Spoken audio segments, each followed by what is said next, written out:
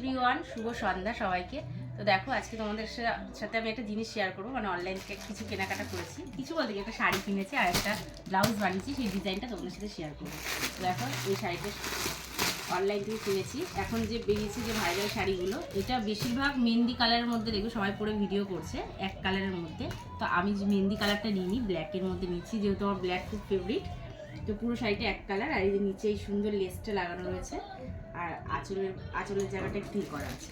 এরকম এটা হচ্ছে আঁচল, এটা হচ্ছে আঁচলের জায়গাটা কিন্তু বেশ সুন্দর। তো এই শাড়িটা নিয়েছি অনলাইন থেকে, মিশো থেকে অর্ডার করেছি। ব্লাউজ পিসও আছে এটার মধ্যে, এই যে রানীর ওপর যে ব্লাউজ পিসটা আছে। তো শাড়িটা কেমন লাগছে কমেন্টে জানাবে। আর এটা ব্লাউজের ডিজাইন তোমাদের সাথে শেয়ার করছি, যেটা আমি প্রথমবার বানালাম। তো দেখো, এটা হচ্ছে মধুবালা ব্লাউজ। দেখো ব্লাউজের কাটিংটা, সামনেটা কত সুন্দর। এটা আমি একটা ভিডিও দেখে তারপরে মানে যার কাছে আমি ব্লাউজ বানাই তাকে অর্ডার দিয়েছিলাম, সে আমার মন মতো পুরো বানিয়ে দিয়েছে ব্লাউজটা।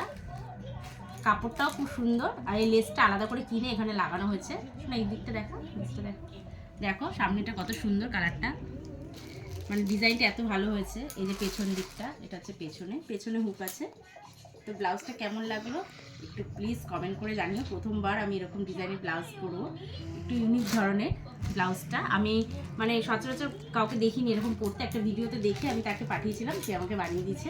তো ব্লাউজটা কেমন লাগলো জানিও। আর তোমরা যদি এরকম ব্লাউজের ডিজাইন বানাতে চাও তো আমার সাথে যোগাযোগ করতে পারো, কমেন্টে জানাতে পারো। তো চলো টাটা। আমার ভিডিওটা কেমন লাগলো, ভালো লাগলে ভিডিওটা লাইক কমেন্ট শেয়ার করো। টাটা।